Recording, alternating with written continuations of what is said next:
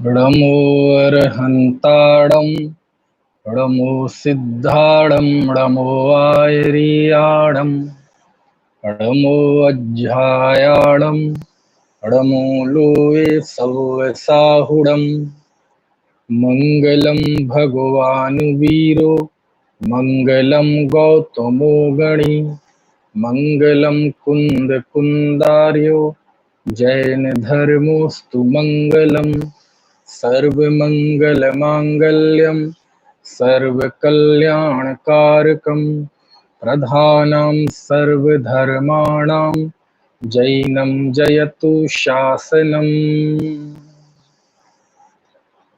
अर्हन्त भास्यत्थं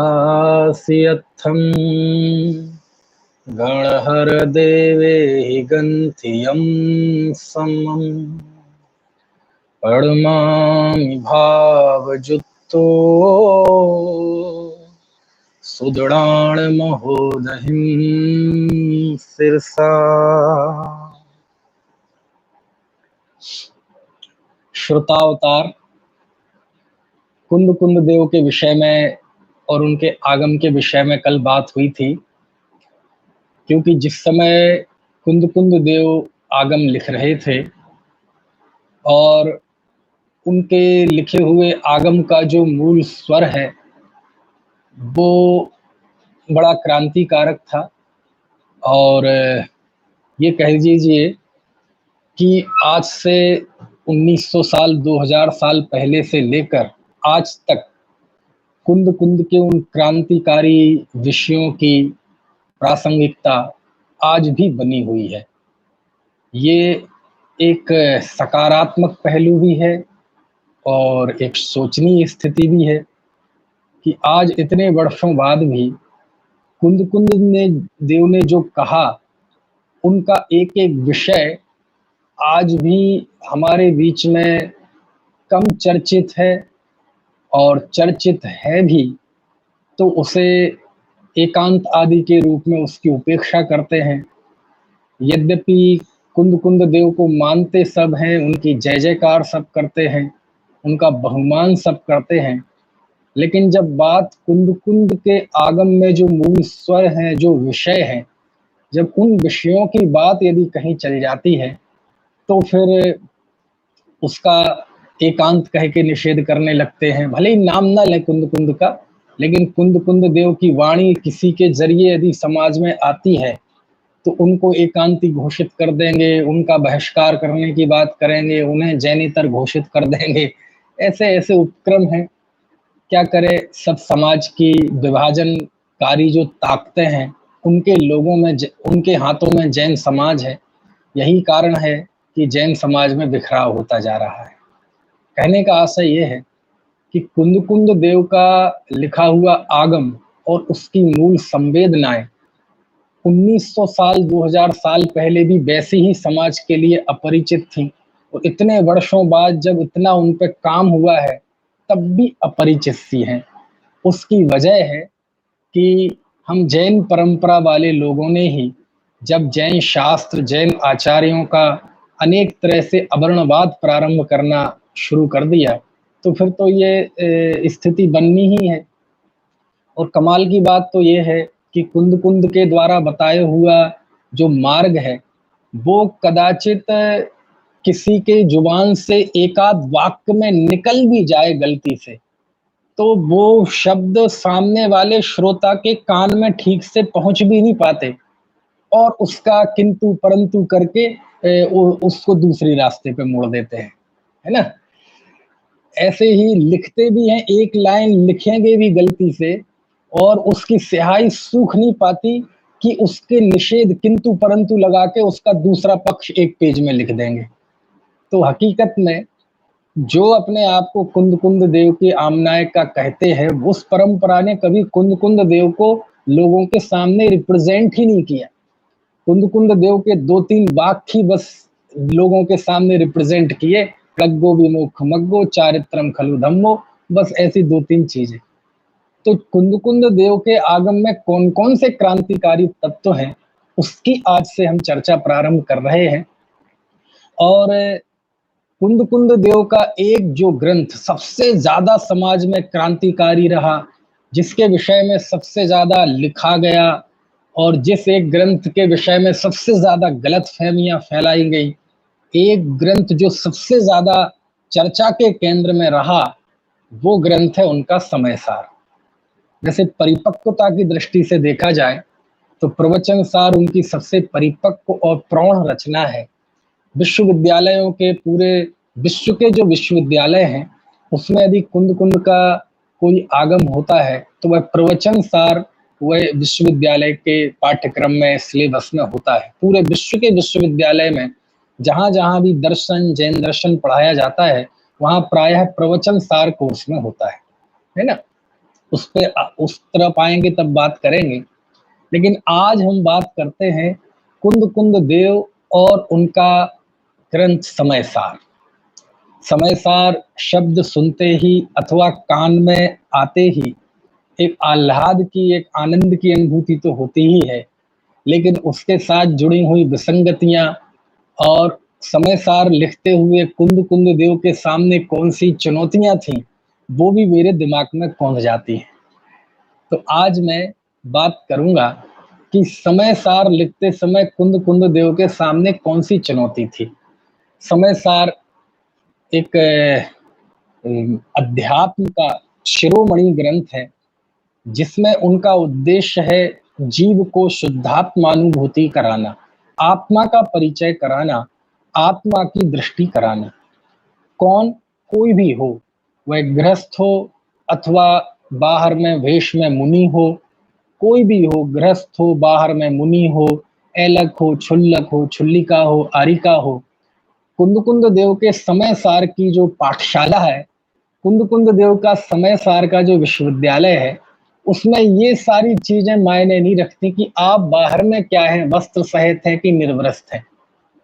जो भी आत्मज्ञानी नहीं है, है ना, भले ही वह मूर्ख हो, पंडित हो, बाहर में तपस्वी हो, बाहर में संयमी हो, कैसा भी हो, यदि उसे अपने आत्म स्वरूप का भान नहीं है, अपनी आत्मा की दृष्टि नहीं है, तो कुंद कुंद देव का समय सार उसके लिए सर्वोपरि है, सबसे पहले प्रासंगिक है ना।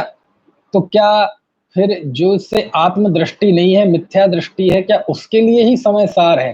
बोले ऐसा नहीं है। ये समय सार बहिर्मुख व्यक्ति को, बहिरात्मा को अंतरात्मा होने के लिए जरूरी है और अंतरात्मा को अंतरात्मा बने रहने के लिए जरूरी है ना। खैर, पूरे समय सार में कुंद कुंद देव के टारगेट पे यदि कोई रहा तो वह पर्याय मूढ़, जो व्यक्ति शरीर को, है ना, विकारों को, इनको ही आत्मा अनुभव करता है और अनादिकाल से करता आ रहा है और शरीर आदि के प्रति ही उसके अंदर कर्तृत्व की बुद्धि है, ये मानता है कि मैं किसी को सुखी दुखी करता हूं और कर्तृत्व का अहंकार ओढ़े रहता है ना, ऐसा जीव उनके टारगेट पे है। और बोले जब तक ये रहेगा तब तक किसी को आत्मा का अनुभव नहीं हो सकता। तो बहुत अद्भुत ग्रंथ है। लेकिन जिस समय कुंद कुंद देव ने समय सार लिखा, इसकी मैं पहले मोटी सी रूपरेखा बता दूं। इस समय सार में दो प्रमुख टीकाएं प्राचीन हैं। एक आचार्य अमृतचंद स्वामी की, जिसका नाम है आत्मख्याति, और दूसरी आचार्य जयसेन स्वामी की, जिस टीका का नाम है तात्पर्य वृत्ति। ये दो प्राचीन टीकाएं हैं, बहुत प्राचीन नहीं, है ना। आत्मख्याति लगभग 10वीं 11वीं शताब्दी की है, उसके 200 साल बाद, है ना, ये जयसेन स्वामी की है।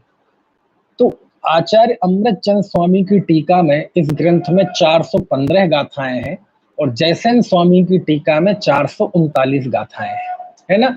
तो कितनी गाथाएं हैं इसमें, दोनों जवाब हो सकते हैं। प्राकृत भाषा में है, ठीक है, यद्यपि कहते षोडशैनी प्राकृत है, लेकिन अर्धमागधी प्राकृत का भी असर है। खैर, तो ये समय सार का मूल विषय क्या है? अमृतचंद स्वामी ने इस समय सार को 10 भागों में बांटा, है ना। उन्होंने इस समय सार की नाटक के रूप में कल्पना की, जिसमें है पूर्व रंग, जीवाजीव अधिकार, कर्ता कर्म अधिकार, पुण्य पाप अधिकार, आश्रव अधिकार, संबर अधिकार, निर्जरा अधिकार, बंध अधिकार, मोक्ष अधिकार और सर्वसिद्ध ज्ञान अधिकार, है ना। चलिए, इसमें समय सार में ऐसी चीजें हैं कि समय सार में आचार्य ने शुद्धात्मा दिखाया है। शुद्धात्मा जो शरीर से भिन्न है, राग आदि भावों से भिन्न है, ऐसा शुद्धात्मा उनका दिखाना उद्देश्य था।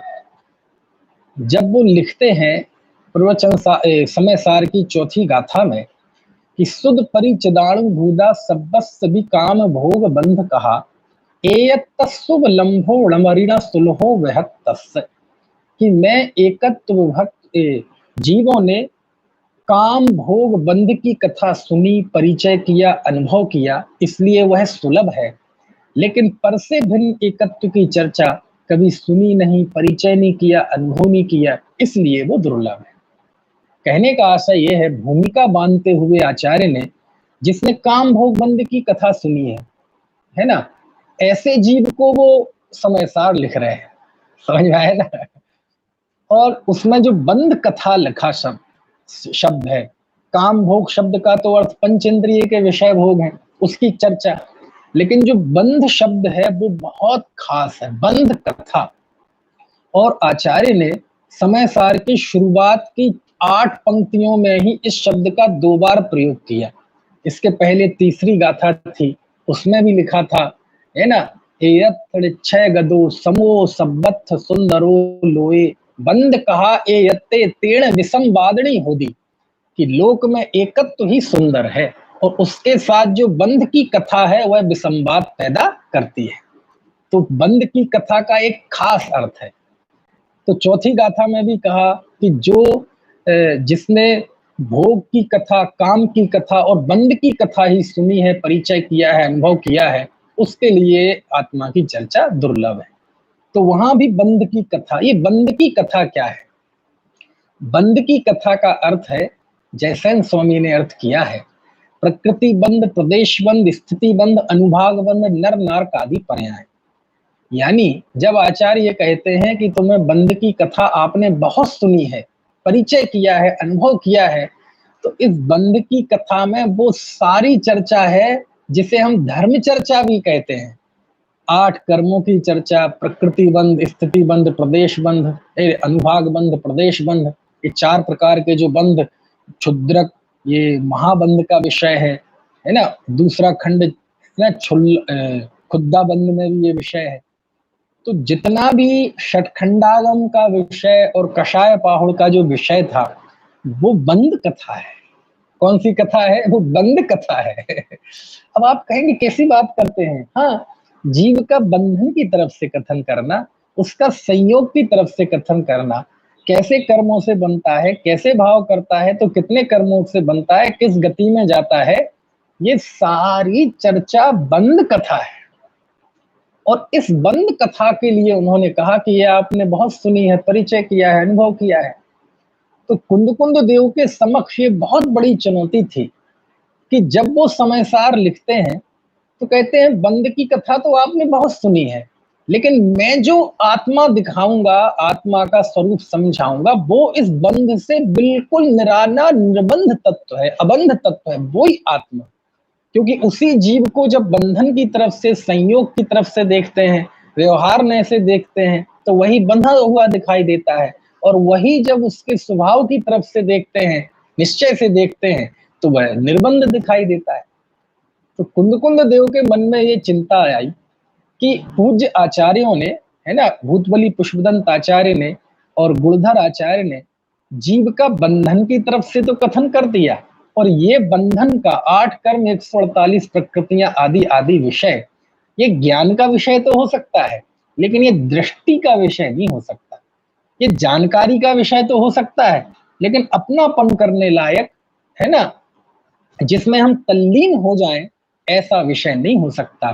तो उन्होंने उस समय ये बीड़ा उठाया कुंद देव ने कि हमारे पूर्व आचार्यों ने बंध तत्व को स्थापित किया प्रथम श्रुत स्कंद के रूप में, मैं निर्बंध आत्मा को स्थापित करूंगा। समझ में आया ना? तो कुंद देव का ये जो विकल्प था, ये समय सार में उन्होंने पूरा किया। और सच में यदि उन्हें ये विकल्प, ये भाव नहीं आया होता तो पंचम काल के जीव तो प्यासे ही मर जाते। क्यों? क्योंकि फिर यदि हम धर्म के नाम पे यही करते कि इन प्रकृतियों को और कर्म सिद्धांत को गिनते रहते। जैसे एक डॉक्टर होता है, वो अपनी डॉक्टरी की पढ़ाई करता है, फिजिक्स, केमिस्ट्री, वैज्ञानिक, साइंस, H2O, SO4 ये करता है, गणित वाला गणित के सूत्र करता रहता है। हम भी फिर ये गति मार्गणा इसी के आलाप और इसी के भंग बनाते रहते, याद करते रहते, और यही हमारी विद्वत्ता होती, यही साधुओं की साधुता होती, यही साधकों की साधना होती। समझ में आया ना? लेकिन ये तो बंद की कथा है, कोई अशुभ कथा है ऐसा नहीं है। काम भोग की कथा ये अशुभ कथा है, और बंद की कथा ये शुभ कथा है ना, जिसे हम धर्म कथा भी कहें। तो कुंद देव ने उस समय ये लिखा कि अब तक जो लिखा गया वो बंध पद्धति से लिखा गया, और मैं निर्बंध आत्मा स्थापित करूंगा। तो कुंद देव को ये लगता था कि यदि मैं ऐसा लिखूंगा तो किसी को ये लग सकता है कि कुंद देव तो है ना, ये जो कर्म सिद्धांत हैं इसके विरुद्ध में खड़े हो रहे हैं, इसके विरुद्ध बात कर रहे हैं। क्यों? क्योंकि उन्होंने जो ये कहा ना, बंद की कथा विसंवाद पैदा करती है, और आगे कहेंगे कि जीव कर्म का करता नहीं है, नौकर्म का करता नहीं है। तो ये बातें तो जाके सिद्धांत से टकराती हैं, षटखंडागम से, क्योंकि उसमें तो यही लिखा है कि जीव कर्मों का करता है। तो ये जो कुंद के सामने एक बहुत बड़ी चुनौती थी कि उन्हें जो निर्बंध आत्म तत्व समय सार में बताना था, उस समय का जो उपलब्ध आगम था वह उनसे बिल्कुल विरुद्ध विवक्षा का था। कैसा था? मेरे शब्दों पर ध्यान देना, नहीं तो आप गड़बड़ हो जाएगी। विरुद्ध नहीं कह रहा हूं मैं कह रहा हूं विरुद्ध विवक्षा का, विरुद्ध अभिप्राय का। ये जो स्यादवाद शैली है ना, दो नयों में है ना परस्पर विरोधी होना, लेकिन वस्तु में अविरोधी रूप से रहना, ज्ञानी के ज्ञान में दोनों नए अविरोधी रूप से रहना, बिना किसी संघर्ष के एक साथ रहना। तो इसलिए कह रहा हूं मैं, है ना। तो आचार्यों में कहीं विरोध नहीं था। समय कुंद देव यदि षटखंडागम लिखते तो ऐसा ही लिखते। उन्होंने तो परिकर्म टीका भी लिखी है, जैसे कि उल्लेख है। और यदि भूतबली पुष्पदंत से कहते कि आप समय पाहुड़ लिखो, तो वह समय पाहुड़ ऐसा ही लिखते कि जीव कर्मों का करता नहीं है, गुणस्थान पुद्गल की अवस्था है। तो फिर ऐसा विरोध क्यों है? ये विरोध नहीं है, ये जो हमारे यहाँ अनेकांत को सिद्ध करने वाली जो स्यादवाद शैली है, ये स्यादवाद शैली में विरोध आता है, और विरोध आता है, विरोध है नहीं, और स्यात् पद से सबका समाधान हो जाता है ना। है स्यात् पद से अंकित जिनवाणी है, वह समस्त भंगों का, समस्त द्वंद्वों का और समस्त संघर्षों का नाश कर देती है। समझ में आए ना? उभय नए विरोध ध्वंसिनी स्यात् पदांके, जिन वचसी रमन्ते ते स्वयं वांत मोहा। अमृतचंद स्वामी का है। तो उन्होंने इस स्यात् पद को क्या कहा? उभय नए विरोध ध्वंसिनी, उभय नयों के विरोध का नाश करने वाली स्यात् पद से अंकित जिन वचन। तो स्यात् पद से, स्यादवाद से सब समाधान है। अब ये मोटे मोटे तौर पर देखेंगे, जब हम जैन धर्म की गहराई को नहीं समझेंगे तो हमें लगेगा कि ये तो प्रथम शुद्ध स्कंद षटखंडागम और कुंद देव की जो विवेचन है उसमें विरोध है, संघर्ष है। नहीं है विरोध। क्यों? क्योंकि जो आपको विरोध दिखाई दे रहा है वो उनका विरोध नहीं है, वो वस्तु स्वरूप में ही विरोध है। क्या बात करते हैं आप? ये बड़ी विचित्र बात कही। हमारे ज्ञानियों की वाणी में विरोध क्यों आता है? विरोध आना अच्छी चीज नहीं है ना। नहीं, विरोध आना चाहिए। विरोध हमेशा स्यादवादी और अनेकांत वाले, अनेकांत को मानने वाले ही जीव के अंतर्गत आता है। क्यों? क्योंकि यदि विरोध ना आए तो स्यादवाद कैसा, अनेकांत कैसा? समझ में आया? यदि आपको अनेकांत और स्यादवाद को समझना है तो आपको ये भी मानना पड़ेगा कि सच्चा विरोध तो ज्ञानियों की वाणी में ही होता है। सच्चा विरोध, सच्चा अंतर विरोध तो जैनियों की अनेकांत स्यादवाद को मानने वालों की वाणी में ही होता है। एकांतियों की वाणी में विरोध नहीं होगा, क्योंकि वो तो वस्तु के एक धर्म को ही मानते हैं। जैसे उदाहरण के लिए, जैसे मान लीजिए ये पंखा चल रहा है, तो ये पंखा चल रहा है कि रुका हुआ है? यदि अब आप कहेंगे चल रहा है तो मैं कहूंगा कितने किलोमीटर चल गया भाई? है तो वहीं पे तो है, कहीं तो गया नहीं। तो फिर रुका हुआ है? बोले रुका हुआ भी नहीं, अब वो चल रहा है अपनी धुरी पे, ये बात भी सत्य है। और धुरी पे चलते हुए भी टस से मस नहीं हो रहा, रुका हुआ है एक जगह पे, ये बात भी सही है। अब दोनों बातें सही हैं कि नहीं? हैं, दोनों विरोधी बातें। तो दोनों विरोधी बातें एक साथ सत्य हो सकती हैं, समझ में आया ना? एक साथ सत्य हो सकती हैं, लेकिन अलग अलग समय पे अलग अलग विवक्षा का कथन होगा, इसलिए वो विरोध नजर आता है। तो ये विरोध इसलिए ज्ञानियों की वाणी में आता है क्योंकि विरोध वस्तु स्वरूप में है ना? आत्मा शुद्ध है कि अशुद्ध है? अब वस्तु स्वरूप में ही विरोध पड़ा हुआ है, वह संयोग से अशुद्ध है और स्वभाव से शुद्ध है। अब वस्तु स्वरूप में विरोध है, इसलिए ज्ञानियों की वाणी में विरोध है, इसलिए विवक्षाओं में विरोध है। लेकिन वह विरोध वस्तु के स्वरूप को संपूर्ण जानने के लिए है। क्यों? क्योंकि वो सभी विरोधी चीजें, विरोधी क्वालिटियां, विरोधी धर्म वस्तु में बिना किसी विरोध के रहती है। इसलिए जैन धर्म में विरोधी बातें आए तो ये उसकी खूबसूरती है, ये उसका सौंदर्य है, क्योंकि विरोधी बातें नहीं आएंगी तो अनेकांत कैसा, स्यादबाद कैसा? इसलिए कुंद कुंद देव ने इसकी फिक्र नहीं करी।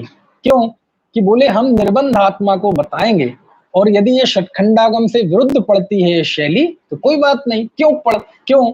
क्योंकि विवेकी लोग तो जानते हैं कि ज्ञानियों में कहीं विरोध नहीं होता, शैली का, अपेक्षा का विरोध होता है, और वो तो हमेशा से ही रहा है। आदिनाथ के जमाने में भी था, पहले भी था, आज भी है और अनंत काल तक रहेगा। जहां सम्यक ज्ञान होगा, जहां अनेकांत होगा, वहां वाणी में, वचनों में, अपेक्षाओं में अंतर विरोध भी होगा, लेकिन वह अंतर विरोध वस्तु के स्वरूप को निपजाने वाला होगा, वस्तु के स्वरूप की निष्पत्ति करने वाला होगा, वस्तु के स्वरूप का विध्वंस करने वाला नहीं होगा। अब ये मैंने बहुत गजब का बिंदु बताया है आपको। आप इस बिंदु से पूरे स्यादवाद और अनेकांत को एक नए दृष्टि से देख सकते हैं, है ना? क्या कि यदि मान लीजिए वस्तु स्वरूप में विरोध ना हो और हमारी वाणी में विरोध हो, तो फिर आपका सम्यक ज्ञान मिथ्या ज्ञान हो गया ना। और वस्तु स्वरूप में विरोध ना हो और आपकी वाणी में विरोध हो तो भी आपका ज्ञान मिथ्या ज्ञान हो गया। सम्यक ज्ञान तो वो है जो वस्तु के साथ हो, जैसी वस्तु है वैसा ही जाने। यदि दो विरुद्ध धर्म को एक साथ वस्तु में जानने वाला जो हमारा सम्यक ज्ञान है, प्रमाण ज्ञान है, जो कि विरुद्ध धर्मों को जानता है, मानता है, यदि ये ज्ञान सम्यक है तो इसका मतलब हमने ये भी जान लिया कि वस्तु में ही विरोध पड़ा हुआ है, वस्तु स्वरूप में ही विरोध है। लेकिन विरोध ये ऐसा विरोध नहीं है, समझ में आया ना? रहते एक ही वस्तु में, है ना? गजब की बात है। अब चूंकि वो दार्शनिक बात हो जाएगी, इस विषय पे मेरे बहुत व्याख्यान है, यूट्यूब पे पड़े हुए हैं, सुन लेना। अभी तो मुझे बताना है कि कुंद कुंद देव के सामने क्या चुनौती थी। कि पहली चुनौती ये थी कि वो जब समय सार लिख रहे थे तो उन्होंने जो निर्बंध आत्म तत्व बताया, वो जो शैली थी वो उपलब्ध आगम से जाकर टकराती थी, ये शैली थी। समझ में आया ना? क्योंकि वो लिख रहे हैं आत्मा में गुण स्थान नहीं है, गुण स्थान को पुद्गल की पर्याय कहते हैं, एदे सब्बे बाबा पुद्गल दब्ब परिणामा। और भूतबली आचार्य तो कह रहे ये सब कर्म जो है ये जीव के हैं और जीव ही इनका करता है, और ये जीव की अवस्थाएं हैं, जीव समास, जीवस्थान। ठीक है? तो कुंद कुंद देव के सामने समय सार लिखते हुए पहली चुनौती तो ये थी कि उनके सामने जो उपलब्ध आगम था वह उनके विरुद्ध अपेक्षा का था। अपेक्षा, विरुद्ध नहीं, हाँ, स्यादवाद है। दूसरी जो चुनौती थी वो चुनौती ये थी कि कुंद कुंद देव के सामने कोई संदर्भ नहीं थे। कुंद कुंद देव ने कोई संदर्भ नहीं दिया। कषाय पाहुड़कार ने संदर्भ दिया कि ये मैं जो लिख रहा हूं कसाय पाहुड़, ये 5वें ज्ञान प्रवाद का 10वें वस्तु अधिकार का 3रा प्रावृत अधिकार का ज्ञान गुरु परंपरा से हुआ, वो है, उसका सार है। 16,000 पद प्रमाण था वो तो, लेकिन उसको उन्होंने निबद्ध किया 233 गाथाओं में। तो ये तो परंपरा है। उसके बाद षटखंडागम को लिखा ही हुआ है कि ये अग्रायणी पूर्व के अंतर्गत है। ठीक है ना? अब कुंद कुंद देव के पास कोई रेफरेंस नहीं था, उन्हें श्रुति परंपरा से तो सब था, पूरा अध्यात्म, पूरा जैन धर्म श्रुति परंपरा से हमारे आचार्यों के पास था, लेकिन लिपिबद्ध तो नहीं था ना। और हमारे यहाँ तो इसकी साक्षी चलती है, जरा सी कोई बात कहे, मैं कह दूं तो आप नहीं मानेंगे, कोई नई बात आएगी, कहाँ लिखी, कहाँ लिखी, कहाँ लिखी, कौन से आचार्य ने लिखी, कौन से ग्रंथ में लिखी, कौन सी गाथा, श्लोक नंबर बताइए। एकदम बंदूक लेके खड़े हो जाते हैं लोग, समझ में आया ना।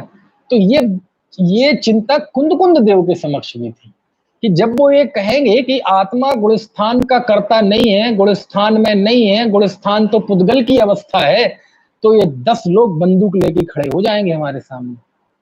बंदूक लेके मतलब ये एक थोड़ी सी अलंकारिक भाषा है, ऐसे कोई बंदूक वाले नहीं थे, मतलब प्रश्न खड़े कर जाएंगे। और कोई जैनेतर नहीं, अजैन नहीं, जैन लोग ही खड़े हो जाएंगे कि साहब गलत है, अपना बयान वापस लो, वचन वापस लो, ये तो जैन धर्म के खिलाफ है। कहाँ लिखा, कौन से शास्त्र में लिखा, कौन से गाथा में लिखा, कौन से सूत्र में लिखा, कौन से श्लोक में लिखा क्या कि गुणस्थान पुद्गल की पर्याय है, आत्मा प्रमत्त नहीं है, प्रमत्त नहीं है।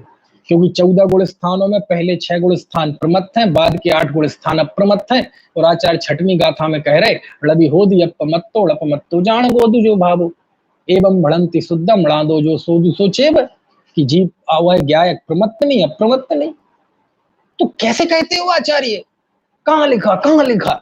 तो ये चुनौती थी कुंद देव के सामने। तो 2 चुनौती होगी उनके सामने। पहली चुनौती, उस समय का जो उपलब्ध आगम था वह उनकी विरुद्ध विवक्षा का था। और दूसरी चुनौती, उनके सामने कोई संदर्भ नहीं थे, कोई रेफरेंस नहीं थे लिखित रूप में।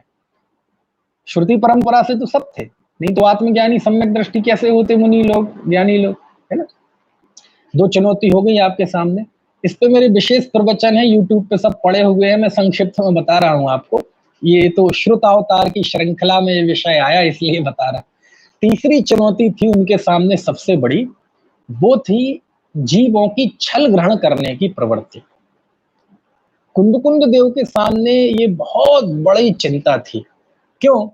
क्योंकि वो जो मिशन को लेके चले थे ना, शुद्धात्मा दिखाने के, वो इतना कठिन रास्ता था, इतना कठिन रास्ता था कि आप ये समझ लीजिए कि गंगा नदी कहाँ से निकलती है, गोमुख से निकलती है ना, गंगोत्री से, और बंगाल की खाड़ी में गिर जाती है। किसी को कोई चिंता नहीं करनी पड़ती, किसी मिनिस्टर को, किसी प्राइम मिनिस्टर को, कितने राज्यों से होकर निकलती है, उनके उत्तराखंड, उत्तर प्रदेश, बिहार, इनके मुख्यमंत्रियों को भी चिंता नहीं करनी पड़ती, किसी आईएएस, किसी ऑफिसर, किसी को कोई चिंता नहीं करनी पड़ती। और कल कल करते हुए निकलती है और बंगाल की खाड़ी में जाके गिर जाती है। हम सोते रहते हैं कुछ भी होता रहे, लॉकडाउन होता रहे, ये होता रहे, वो होता रहे। लॉकडाउन में तो और स्वच्छ हो गई आसान काम। लेकिन 1 लोटा पानी बंगाल की खाड़ी से गंगोत्री ले जाना, वो कितना कठिन काम है, समझ में आया ना। बहुत कठिन काम है ना। 8 कर्म 148 प्रकृति बताना, जीव को ये बताना कि पुण्य कर लो, मानवीयता, ये सब धर्म है, पूजा भक्ति कर लो, इससे तुम्हारे कर्मों की निर्जरा होगी। तो ये तो हमारे डीएनए में समाया हुआ है। ये तो हमारे बिना सिखाए ही अजैन व्यक्ति भी थोड़ा सा दान आदि कर लेता है तो उसे भी लगता है कि मैं बड़ा धर्मात्मा हो गया, पुण्यात्मा हो गया। मानवीयता की बात है, ये तो मनुष्यों के अनादिकालीन पर्याय मूर्ता के संस्कारों से अनादि साल से चल रहे हैं, है ना, कि थोड़ा पुण्य आदि कर लो, पूजा कर लो, तुम्हें बड़ा धर्मात्मा हो गया, थोड़ा त्याग कर लो, तुम्हें त्यागी हो गया। इसके लिए कोई अलग से प्रशिक्षण की जरूरत नहीं है। इसके उपदेश से जीवों को संतुष्ट करना, ये कार्य तो वैसे पापड़ तोड़ने के जैसा काम, पहाड़ काटने का काम तो कुंद देव ने किया। क्यों? क्योंकि उनके सामने इतना कठिन काम था कि बहुत छल ग्रहण कर सकते हैं। कैसे? कि वो कहेंगे कि आत्मा प्रमत्त नहीं, अप्रमत्त नहीं, गुणस्थान वाला नहीं, गुणस्थान की पुद्गल की पर्याय। तो लोग एकांत से ऐसा मान लेंगे, वो सांख्य मत का प्रसंग आ जाएगा, है ना। वो कहेंगे पुण्य पाप दोनों एक है, पुण्य पाप अधिकार में। तो कोई ये ना मान लेगे कि ये हम पुण्य छोड़ के पाप करने लगे। फिर वो कहते हैं कि सम्यक दृष्टि को कोई आश्रव बंद नहीं होता। तो कोई ये ना सोच ले कि हम तो सम्यक दृष्टि, हम तो कुछ भी करेंगे, कुछ भी खाएंगे पिएंगे, हमें कोई आश्रव नहीं होता। निर्जराधिकार में उन्होंने कहा है सम्यक दृष्टि के भोगों से कर्मों की निर्जरा होती है। तो कोई ये ना समझ लेगे कि भोगों से निर्जरा होती है तो भोग भोगते मोक्ष हो जाएगा। वहां बंध अधिकार में वो कहते हैं कि कोई किसी जीव को मारता बचाता नहीं है। समझ में आया ना? कोई किसी को मारता बचाता नहीं है, सब जीवों के जन्म मरण हानि लाभ सुख दुख सब कर्म के उदय से होते हैं। तो ऐसा मानकर कोई ऐसा ना हो कि अपनी यत्नाचार रूप प्रवृत्ति और वृतादि और अहिंसा की जो प्रवृत्ति है वो छोड़ दे और पाप में चला जाए। समझ में आया ना? मोक्ष अधिकार में कहते हैं प्रतिक्रमण आदि विषकुंभ है, जहर का घड़ा है ये प्रतिक्रमण, निंदा गर्हा, है ना? तो कोई ये सुन के ये ना कर ले कि प्रतिक्रमण विषकुंभ है, जाओ मैं नहीं करता जी प्रतिक्रमण। तो ये जो कुंद कुंद देव के सामने चुनौती थी कि हमें शुद्धात्मा दिखानी है, और शुद्धात्मा दिखाने के हमारे इस कार्य में इतने खतरे हैं कि जीव कहां चला जाए, भ्रष्ट हो जाए, निश्चयावलंबी हो जाए, एकांती हो जाए, इसके बहुत खतरे हैं। ये उनके सामने सबसे बड़ी चुनौती थी, क्योंकि कुंद कुंद देव को ये गहरा बोध था कि इस पंचम काल के जो जीव हैं इनका संघनन, शरीर की शक्ति भले ही बहुत कम होती है लेकिन इनकी कषाय शक्ति बहुत मजबूत होती है, और अर्थ का अनर्थ ग्रहण करने में तो इस काल का जीव पीएचडी है, हर आदमी पीएचडी है अर्थ का अनर्थ ग्रहण करने में। यही तो कारण था कि जब धरसेन स्वामी के सामने वो दोनों शिष्य पहुंचे तो उस समय धरसेन स्वामी ने पात्र पात्र का विचार किया, और वो सोचते थे कि कितने जीव होते हैं, है ना, ये जोंक की तरह होते हैं कि ये गाय के थन में चिपक जाते हैं, वहां दूध भी है लेकिन वो खून पीते हैं। ऐसे ही मैं तो दिखाऊंगा आत्मा, कुंद कुंद देव मानो सोच रहे हैं कि मैं तो दिखाऊंगा आत्मा वीतराग, है ना, शुद्ध आत्मा दिखाऊंगा, इसलिए क्योंकि उसका अनुभव करो, और तुम वो तो ग्रहण ना करो। और मैंने कहा गुण स्थान पुद्गल की पर्याय है, पुण्य में धर्म नहीं है, प्रतिक्रमण विषकुंभ है, पता चले तुम स्वच्छंदी हो जाओ। ये चुनौती थी कुंद कुंद देव के सामने, बहुत बड़ी चुनौती थी। समझ में आया? तो इसलिए ही 3 चुनौती बता दी मैंने आपको। कौन कौन सी? पहली चुनौती, उनके पास कोई संदर्भ नहीं थे। दूसरी चुनौती, जो संदर्भ थे उपलब्ध आगम वह उनकी विरुद्ध विवक्षा का था। तीसरी चुनौती, जीवों की छल ग्रहण करने की प्रवृत्ति। समझ में आ रही बात की नहीं? ठीक है। और चौथी चुनौती थी जीवों की अनादिकालीन पर्याय मूढ़ता। क्या मतलब हुआ? बोले चलो कोई जीव स्वच्छंद भी नहीं होगा, है ना, बराबर अपना जैनाचार सब पालन करेगा, लेकिन समझेगा भी, शब्दार्थ भी समझेगा, गाथार्थ भी समझ लेगा, समय सार के आगा पीछे वो भी कर लेगा, हो सकता है इस पे पंडित भी बन जाए, प्रवचन भी कर दे, इस पे व्याख्यान भी कर दे, भाष्य लिख दे, टीकाएं लिख दे, सब कर दे। लेकिन कुंद कुंद देव को पता है कि जो मैं शुद्धात्मा दिखा रहा हूं, समय सार दिखा रहा हूं, ये अंतिम समय में चूक जाएगा।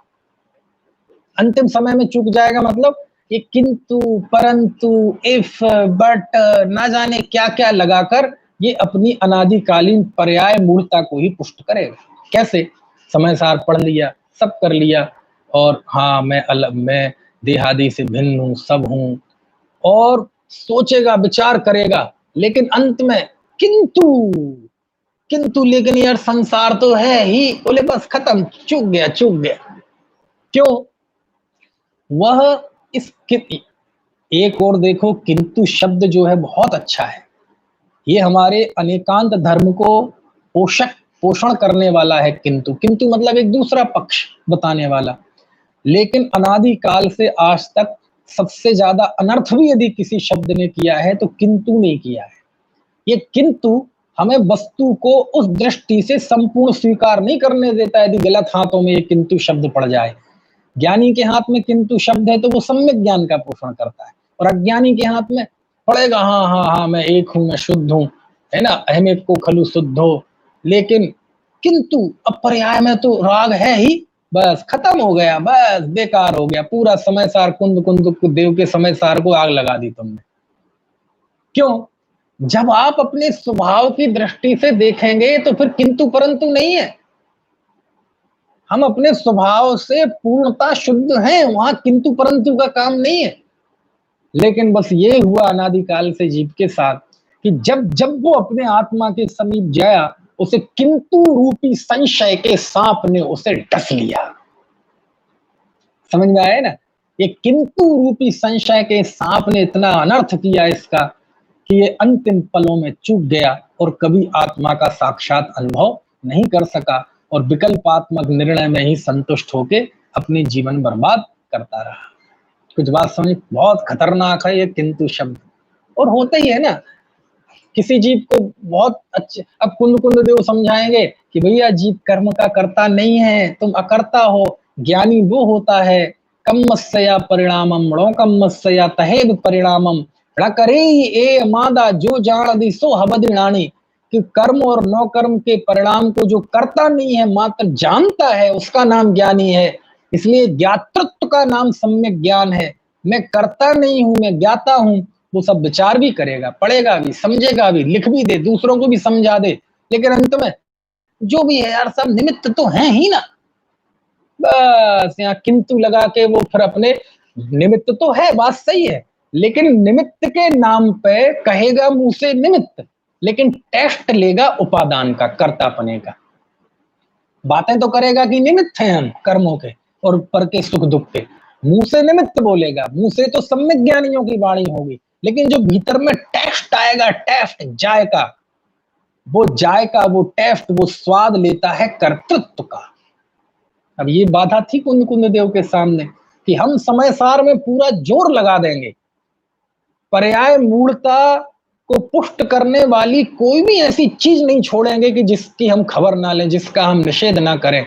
हम खूब समझाएंगे, अहमिक को खलु शुद्धो अरस मरूबम गंधम, सब समझाएंगे, लेकिन तुम अंतिम मौके पे आके तुम्हें किंतु का संशय का सांप डस लेगा और वो पर्याय मूर्ता के संस्कार ऐसे जोर मारेंगे कि ये समय सार का जोर फीका पड़ जाएगा।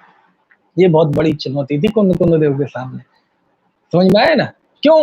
ये हम समय सार के संस्कार और दूसरी पर्याय मूर्ता के संस्कार थोड़े है ना कमजोर पड़ेंगे, लेकिन एक मौका आएगा कि एकदम पर्याय मूर्ता के संस्कार ऐसे उछल कर आएंगे और समय सार को खा जाएंगे। समय सार को मतलब शुद्धात्म तत्व के उपदेश को दिमाग के कोने में डाल देंगे, बुंदेली में कहें तो बट्टे खाते में डाल देंगे, है ना? ये चुनौती। तो क्या करें? ना दे उपदेश? नहीं, मार्ग भी यही है, दूसरा कोई मार्ग नहीं है। पर्याय मूर्ता के रहते ही तो स्वभाव सन्मुखता और पर्याय मूर्ता के तोड़ने का पुरुषार्थ होता है। इसलिए रास्ता भी यही है। ठीक है, अब ये बहुत छोटे, मैंने इतनी 20-25 मिनट में जो आपको बिंदु बताए हैं, सच में ये 20-25 मिनट के लायक नहीं है, बहुत लंबी चर्चा के लायक है। मुझे बड़ा प्रिय विषय है मेरा ये। अभी तो मैं बहुत संक्षिप्त में ले जा रहा हूँ जल्दी जल्दी। तो 4 चुनौतियां बताई मैंने। पहली, उनके पास कोई संदर्भ नहीं थे। दूसरी, जो उपलब्ध आगम था उनके विरुद्ध विवक्षा का था। तीसरी, जीवों की छल ग्रहण करने की प्रवृत्ति। और चौथी, उनके अनादिकालीन पर्याय मूर्ता। ठीक है, इन 4 चुनौतियों का सामना करके कुंद कुंद देव को समय सार लिखना था। तो आप इस श्रुतावतार में समय सार की और कुंद कुंद देव की ज्यादा बात क्यों कर रहे हैं? क्यों?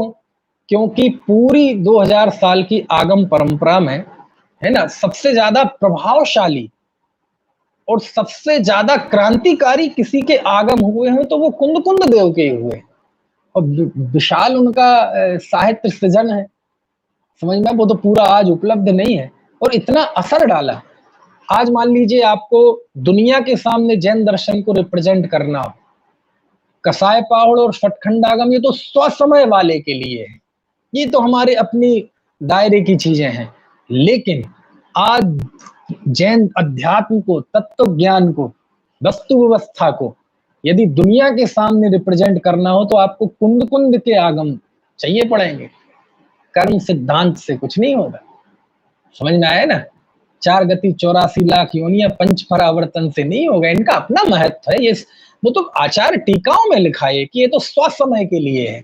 लेकिन कुंद कुंद का आगम पूरे अरहत दर्शन को, पूरे जैन दर्शन को, 24 तीर्थंकरों की वाणी, और अनादिकाल से लेके आज तक और जो भविष्य में होंगे उन सब तीर्थंकरों का जो मूल तत्व ज्ञान है उसको रिप्रेजेंट करता है कुंद कुंद देव का आगम, इसलिए उनका इतना महत्व है। समझ में आया ना, ये कोई बात पक्ष की या ऐसी नहीं है, सब आचार्य हमारे हैं, सब आगम हमारा है। लेकिन क्या करें, अब ये मनुष्य का स्वभाव है ना कि दो चीजें उसके सामने आती हैं तो तुलना करने लगते हैं, और मनुष्य का स्वभाव क्या करते ही है ना, तुलना ना करें तो चार अनियोग कैसे बने, तुलना ना करें तो किसी की वंदना करते हैं और किसी का नाम भूल जाते हैं, ऐसा क्यों हो गया? ये मानवीय स्वभाव है कि उसके सामने जो बहुत सारी चीजें आती हैं तो उसके बीच में सहज ही उसकी तुलनात्मक प्रवृत्ति हो जाती है। यदि इस तरह की चीजें ना हो तो दुनिया चलेगी नहीं फिर, है ना। और इसका तो परमार्थ से उपाय तो एक है कि सारी विविधताओं को तोड़ के यदि कोई अपने एकत्व स्वभाव में स्थित हो जाए तो सारी वैविध्य को छोड़ के परम एकत्व दशा और अद्वैत दशा सिद्ध दशा को प्राप्त कर लेगा। तो यदि उस दिशा में जाते हैं तो बहुत बढ़िया बात है ना। तो समय सार की बात हम कर रहे थे, तो ये चार चुनौतियां थी।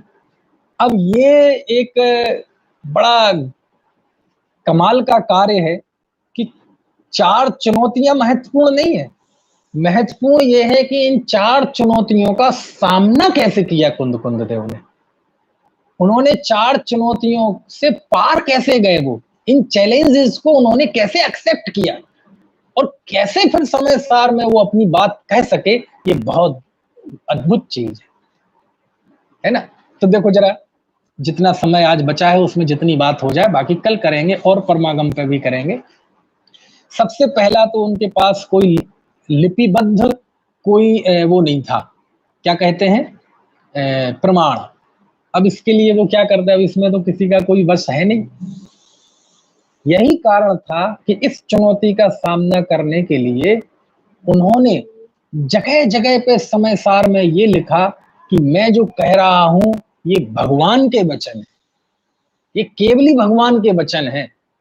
ऐसा उन्होंने जैसे नाचार की टीका के हिसाब से देखा जाए तो 40 जगह लिखा, और जैसे अमृत चंद स्वामी के हिसाब से 37 जगह, 37 गिनेंगे तो एक आध ज्यादा कम भी हो जाएगा 37 जगह पे, 40 जगह पे उन्होंने ये लिखा कि मैं जो कह रहा हूं ये भगवान ने कहा है। ऐसो जड़ोपदेशो, है ना, केवल ही जड़े ही भणिया, 2 सब्बन्नाण दिठो, 3 जड़ा वेंती, 4 बंडी दो जन बरे हिम, 5। समझ में आया ना, 5 तो मैंने अभी बता ही दिए तत्काल में, ये ऐसे कई सारे हैं, है ना। कहने का मतलब ये है कि हर जगह आचार्य ने भगवान की साक्षी दी, 40 जगह, और ये साक्षी कोई छंद पूर्ति के लिए नहीं दी कि कहीं शब्द कम पड़ रहे थे। इतनी गरीबी या इतने कच्चे कलाकार नहीं थे कुंद कुंद देव कि उन्हें शब्द कम पड़ने पे ऐसी ऐसी चीजें डाल दें।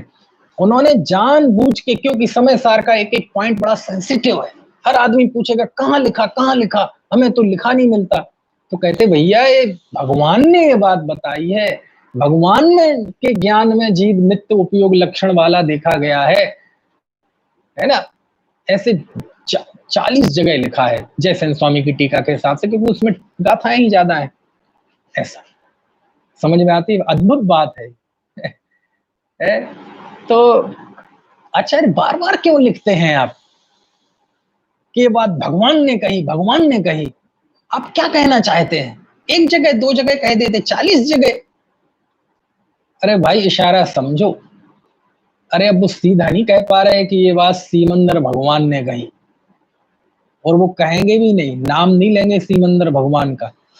वो सीमंदर भगवान की साक्षात दिव्य देशना का उन्हें लाभ हुआ था, ऐसे शास्त्रों में खूब उल्लेख है, लेकिन उन्होंने कहीं नाम नहीं लिया। क्यों नहीं लिया? क्योंकि उन्हें पता है कि सीमंदर स्वामी का नाम लेने के कितने साइड इफेक्ट्स हैं। यदि सीमंदर स्वामी का नाम लेंगे ना तो कितने ही लोग अश्रद्धा व्यक्त करेंगे, और उस अश्रद्धा व्यक्त करने का असर हमारे बताए हुए तत्व ज्ञान पे पड़ेगा। क्योंकि जब दूसरी बातें किसी व्यक्ति के साथ गलत जुड़ जाती हैं तो उसकी सही बात भी शंका के दायरे में आ जाती है। कोई शंका करेंगे तो कहेंगे पता नहीं गए कि नहीं, तो उनका लिखा हुआ भी ये गलत, पता नहीं सही है कि नहीं। उन्होंने कहीं सीमंद्र भगवान का नाम नहीं लिया और स्वयं को भद्रबाहु आचार्य की परंपरा से जोड़ा, जो कि भगवान महावीर की गौतम स्वामी की परंपरा थी। क्यों? क्योंकि वो अपने इस तत्व ज्ञान का भोले भाले जीवों के द्वारा, कुछ कषाई जीवों के द्वारा, कोई अश्रद्धालु जीवों के द्वारा और विभाजनकारी लोगों के द्वारा इस तत्व ज्ञान का अनादर नहीं कराना चाहते थे, इसलिए उन्होंने सीमंद्र भगवान का नाम नहीं लिया। और जिनने लिया तो जो आशंकाएं कुंद कुंद देव के मन में थी वो आशंकाएं सत्य सिद्ध कर दी। समझ में आया ना? है क्यों? क्योंकि गुरुदेव श्री कांजी स्वामी ने सीमंद्र भगवान का नाम लिया, उनकी प्रतिष्ठाएं कराई, तो लोगों के टारगेट पे आ गए सीमंद्र भगवान, उन्हें विदेशी भगवान कहने लगे और उनके धर्म को विदेशी धर्म कह के उनका उपहास करने लगे। तो देखो, जो कुंद कुंद देव के मन में आशंकाएं थी वो सिद्ध हो गई ना। कुछ मेरी बात समझ में आ रही कि नहीं? तो ये सब चल, तो कुंद कुंद देव बहुत परिपक्व व्यक्ति थे, उन्होंने नाम नहीं लिया, लेकिन कहा भगवान ने ये बात कही, 40 जगह ऐसा लिखा। समझ में आया? एक।